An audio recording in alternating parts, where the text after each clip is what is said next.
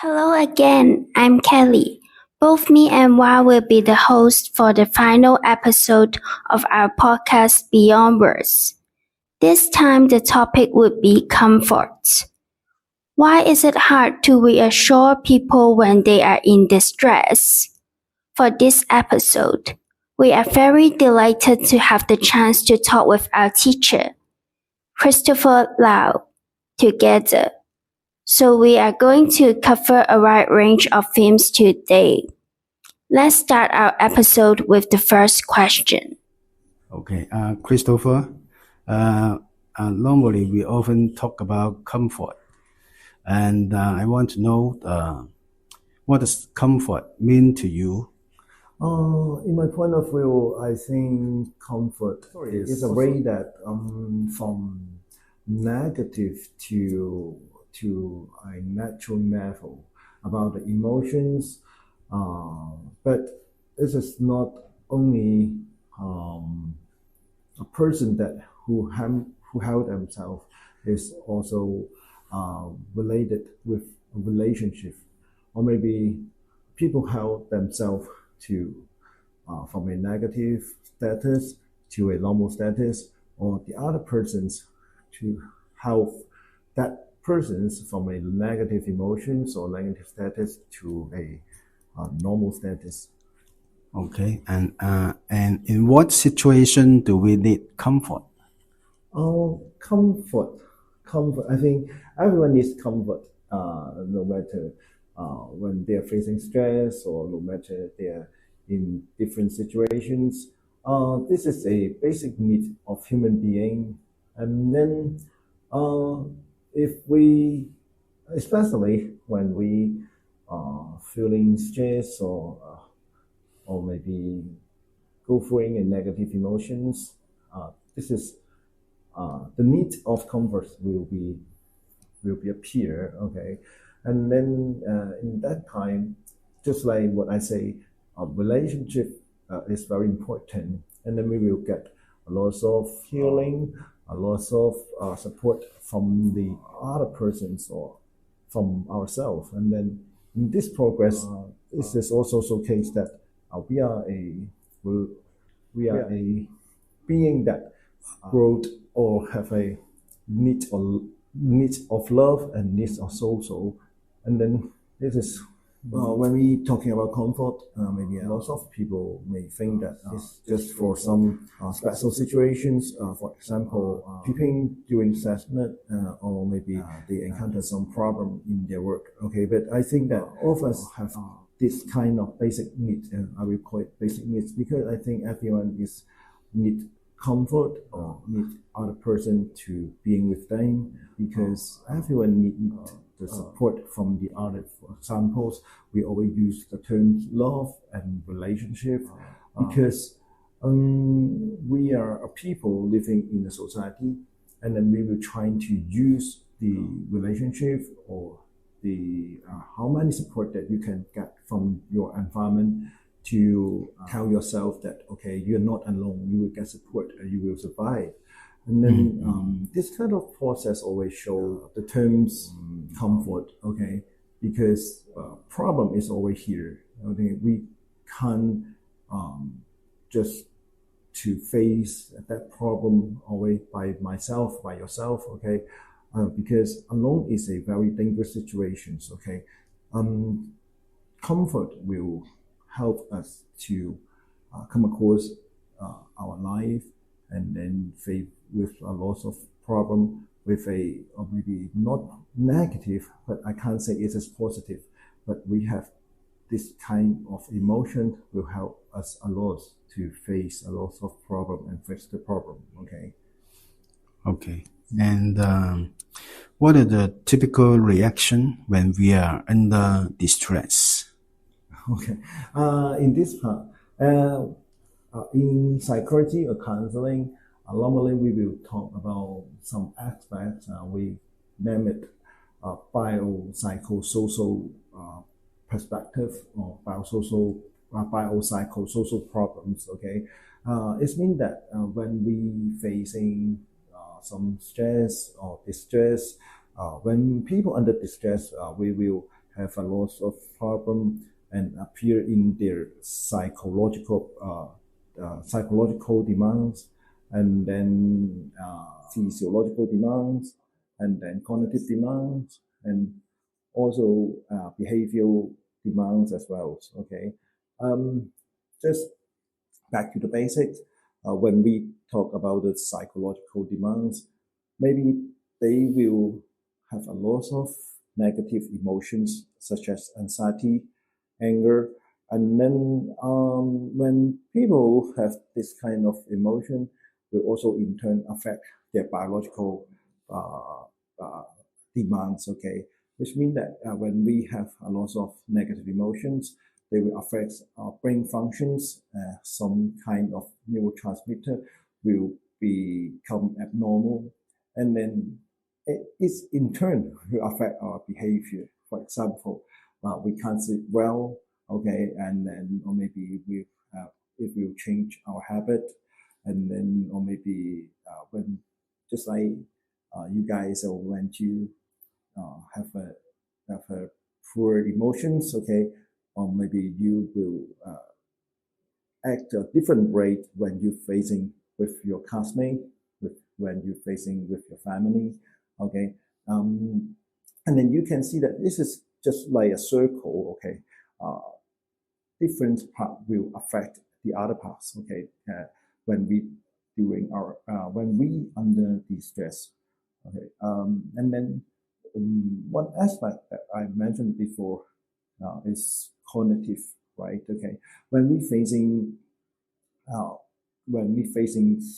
a lot of stress, or maybe when we experiencing some negative emotions, cognitive is very important, because cognitive means that how we process the informations, and then how we interpret the environment, the situations, or the problem that we're facing. And then therefore, if we can do something in this part, it helps a lot. But normally, a lot of people facing stress or doing stress, they will more tend to think the situation is more harmful or negative. Okay, try to use the negative way to interpret different situations, and then this will also enhance the negative loop about the stress or the negative emotions. Okay, thank you. Mm-hmm. Okay, and how can psychotherapy tackle learned helplessness of those who are traumatized? When we are trying to help those people suffering distress, okay, just like what I said, cognitive is the most easily to be intervened, okay, because we can just like a doctor to change or to manipulate the brain's transmissions, okay, the neurotransmissions. Also, we can't do the surgeries to change the brain structures, and then therefore we will try to use. Most commonly, we will use two methods to help them. The first thing is talk therapists. Talk therapists mean just like we are trying to help people by talking. Okay, we believe that through communications, we will help them to more clearly to identify the problems, and then through talking, we can let the client know that we are being with him or her, and then this is very important because a lot of people facing stress, what they actually need is people being with them. Okay, therefore we were trying to use talking, use the conversations to develop a therapeutic relationship with them, which means that we have an aim or target, which is trying to help them, get them from the negative sides, from the natural or positive sides. Okay, but the purpose is trying to fix the problems or the thing that they actually facing with. Okay, And after this, normally we will terminate the relationship. But how to do this as in these situations or this time we will try to develop a unconditional relationship and showcase that we will provide some unconditional positive regard. Okay, for example, no matter who you are, no matter what you did, okay, I will always pay attention to you. I will always listen to you, and then I don't care, okay, what things that you are facing, okay, how many money that you have, and then I will always here with you. And in this environment or in this atmosphere, and a lot of people will try to open their heart, and maybe they will tell me something is tell some secrets, okay, about themselves, and then or what they really thought, okay, about the situations or about the problem.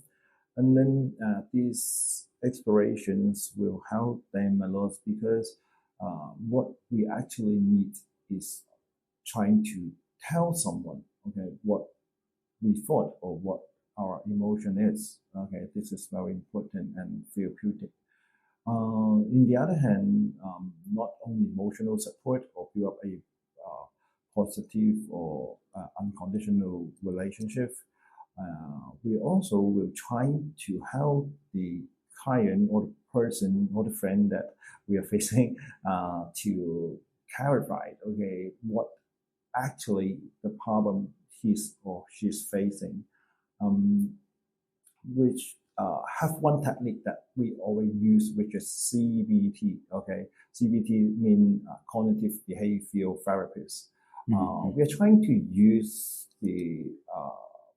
some method or through the discussions, trying to help them to figure out, okay, is there any problem in their thinking process? Okay, because cognitive also mean the thinking process, right? Okay, when we can help them to identify, okay, what error thought, okay, or cognitive thought, okay, in their mind, okay, once they know it, when they find that, this kind of thinking style is not good for me, or this is not logical, and then they in that time they can jump up back to the reality, okay, and try to use a new way to see problems or see the situation what they're actually facing. Okay, normally it will help a lot, but it takes time, because a lot of persons will use their own style to face it with the reality, but it's also take time to learn the other way to interpret the truth or the fact again. Okay, once they learn the new way to see the world, and then this in turn will change their behavior, and then also will trying to get them from the negative emotion, from the neutral situations or the positive situation as well. But when we talk about the negative feeling or negative affect, it's also affected by our cognitive, right? Okay, just like for example, I just don't by my girlfriends. Okay, this is one. Maybe a lot of teenagers or a lot of people think that this is a terrible thing. It's okay in their life, but when we're trying to change our perspective, we can see this as a chance to more understand that person. Okay, and find out that that person may not suitable for you.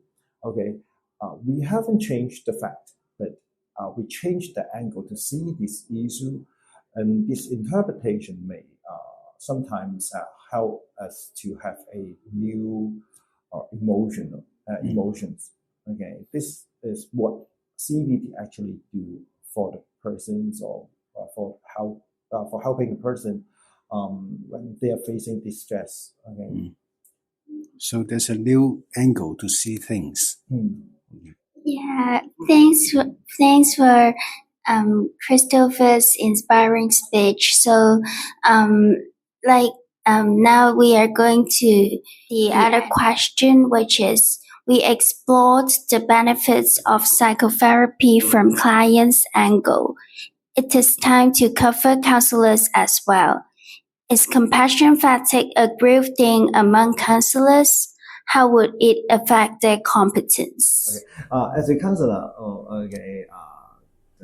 I think the question is asking about when we see a lot of case or when we do a lot of this kind of work, okay, will it affect the counselor themselves, right? Okay. I think it is true and it's always happened because we also a human being, even we have a professional training, and in my experience, I tried to deal with this problem before, because I remember that once, or maybe I can tell you a story about myself. Maybe just around a decade before, I remember that I will in a period of time, I will afraid to see my mobile phone. I will afraid to talking with other persons. Okay, in out of the counseling room. Okay, once I find that this situation on myself, I think it is time to get some support or help from the other persons. Okay, during the conversation with my colleague, I find that why I will afraid to reach out the other persons or to switch on my phone, because I affected by the negative conversation from the clients, and I will as a counselor, we will hear a lot of story, but normally the story is abnormal. Okay, sometimes it is horrible story. Okay, and then not the content of the story will affect the counselor, but also the emotion from the clients will also send to the counselor as well. And then we will try to be with them. We will have the same emotion. It means that when they are crying, we will sit together. We will cry together. But we are also a human being. When we go through too much negative story or experience too much negative emotions, is in turn will affect ourselves no matter how strong, how positive you are. And then sometimes a lot of clients, once they develop a positive or a therapeutic emotion, a therapeutic relationship with you, they will try to attach to you, and then they are not only telling you about their story, they will also trying to seek for your support or attention, sometimes too much. Okay, and this is one kind of stress. Okay, during this the conversation, the counseling conversation, and then you can imagine that during the daytime. Okay, or maybe just like you keep looking a sadness story or sadness movie, okay, during 24 hours, okay, per day, what it will happen, I think, of you will change, okay, just like I just sorry For example, in my daily life, I'm a extrovert person, and then we'll have a lot of. We're trying to use the positive angle to interpret different situations, but once we jump into this kind of job, just like how we affected by the TV programs or the movie. I've not realized that I change my personality progressively. And then in that time, my colleague tell me that it is time for you to try to fix yourself, try to reconstruct yourself, and when I find that the client or the counseling really affecting me, and then after this I will try to I tried it to do something on myself, and then try to have more conversations, have more supervisions with my supervisor. But it's actually not changed my my how to say it. Not only changed my personality, but also changed the point of view to see what human being is, and then how relationship or emotional is important for the human being. I really appreciate you share your own experience, and like the clients counselor's self-worth could be at risk too. In what way can they cultivate a good relationship with themselves, the counselors? This is a very good question, I think, because if a relationship, this term I mentioned, I think a lot of time in this in our conversation, right?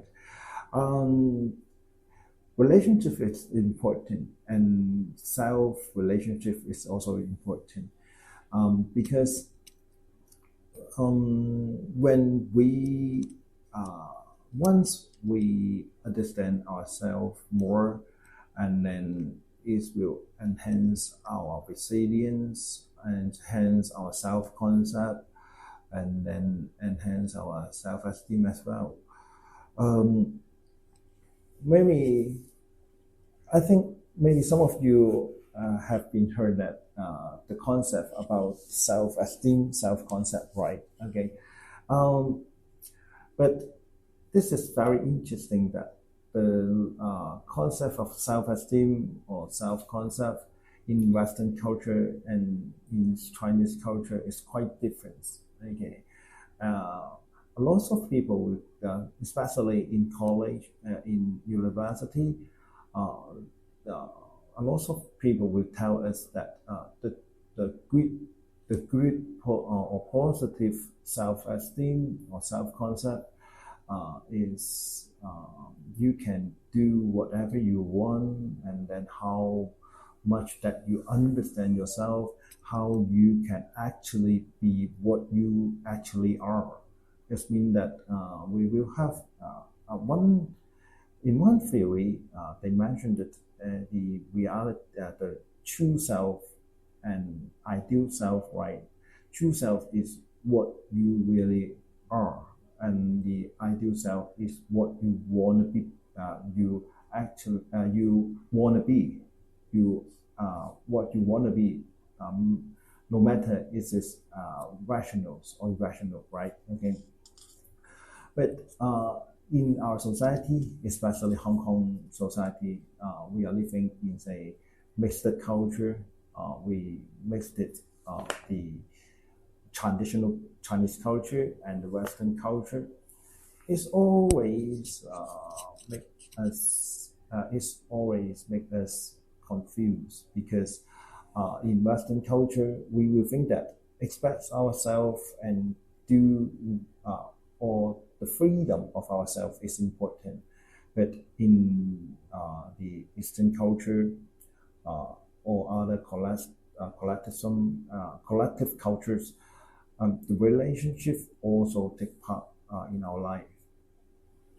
We will, if we not consider other person's perspective and just do whatever we want, it will hurt or it will damage the relationship with others, right?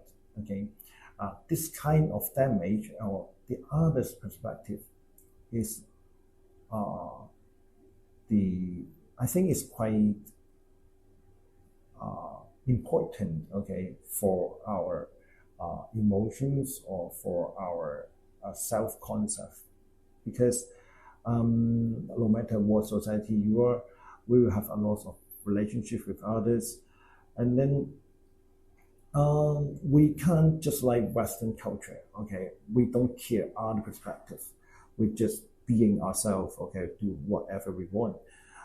In our cultures, I think we are not only care about ourselves. Our self-concept or self-esteem is maybe some part is related with the others. Okay, we can't just like the Western people to just do anything individually. We also have to facing ourselves at the same time to care with others, okay? Because the relationship with others is one factor that, okay, we will try to consider our self-image or as is healthy status, okay? Therefore, I will try to recommend all of you to make more connections with your friends or friends, and also maybe doing your self-reflection time. Okay, not only reflect yourself, but also the relationship with others is also important. The self-talk work. So sorry, self-talk. Okay, I think some point that I'm missing. I would like to back to the questions number 2. Normally, counselor or other related professionals, we have to spend some time to do some practice to connect with ourselves again. Okay. One suggestions or recommendations I would like to mention here is just like the question number 3 you asked me is self-talk, okay? But not only self-talk, we have to spend some time for ourselves, okay?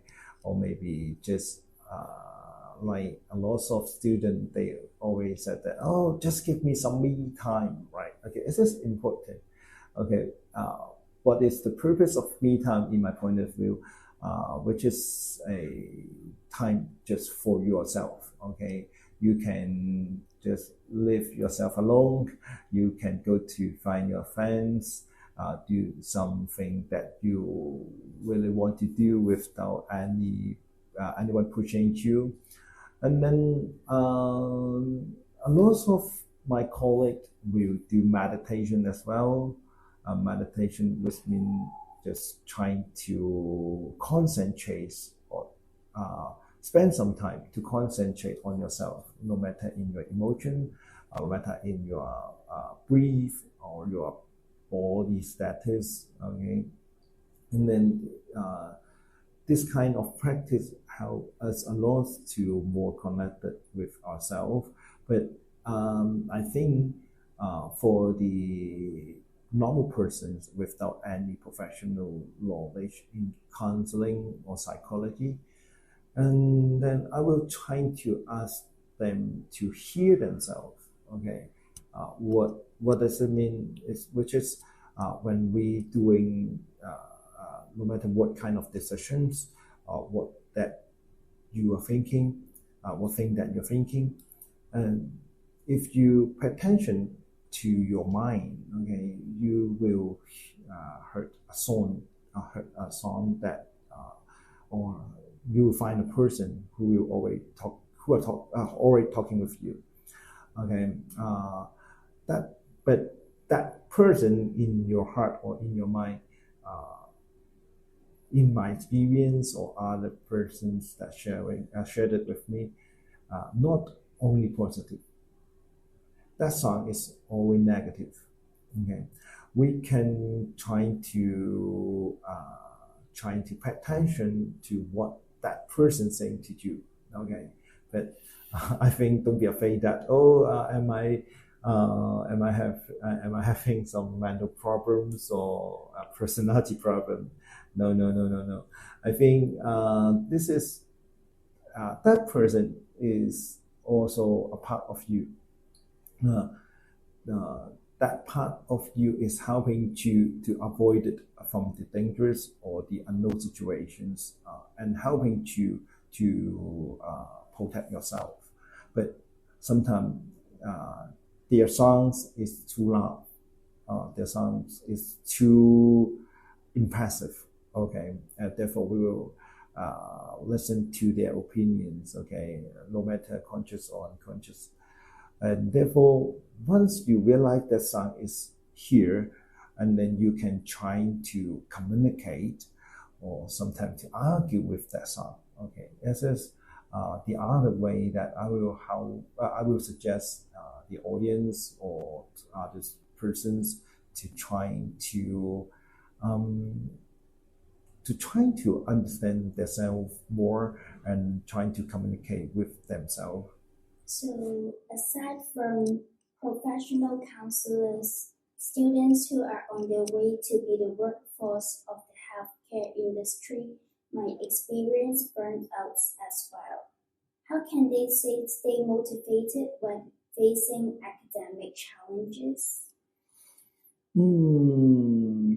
This also is a very good question. Okay, may I ask you questions? Okay, when what feeling that you have when you are facing academics distress?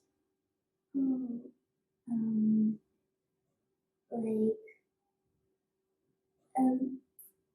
a little helpless. Helpless, Yeah. and then And like maybe feeling like I'm alone. I don't know.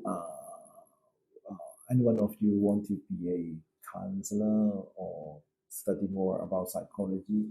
But I think that no matter what professional that you want to be, okay, you must face the academic distress or the stress from your study, right? And in Hong Kong, I think a lot of students may be affected by the time management. Okay, no matter what professional that you would like to study, because in the university, we will not to help you to manage yourself, and then or maybe as a university student, you are not only a student, you also have a lot of part-time job. You have to connect with your friends and contact with your family, right? Okay, it's also take time. When you were a secondary school student, your teacher will help you to arrange your maybe 8 hours of per day. But in the college or in the university, no one is pushing you to do something, and then you will. I think this is normal. It is normal, right? Okay, when you have time, you will spend the time to the for the persons that you want to be, for your friends or for your family, and then this is quite difficult. Okay, especially today we can connect. We can find other person very easily. When you feel alone, when you feel boring, you will maybe text your friends, message your friends, and then ask them to hang out as well. And then mobile phone is also one thing that affecting your time management. Okay, a lot of factor is trying to steal our time. And once, or maybe we can back to the topic, stress. Okay, what stress is? Stress is when you facing some situation and then you think that you can't handle it, and then you have not enough resources, and then the stress will increase. Okay, a lot of university students think that they have not enough time for their assignment, they have not enough time for their examinations, and then they have not enough time for their study. But actually, as a normal person or abnormal person, we also only have 24 hours per day, right? Okay, why some person will not facing this problem or not see this problem as that serious? Okay, because I think the most serious point is the time management, and therefore, if you really want to study, if you wanted to perform better in your further study, I would recommend students to do a better time management. And then, but don't be trying to avoid from the stress, okay, in the university, because stress is anywhere. Okay, no matter you're a student, you are a father, you are a daughter, you are a boyfriend or girlfriend. Okay, stress is here, and find your own way or the effective way you think that effective is okay.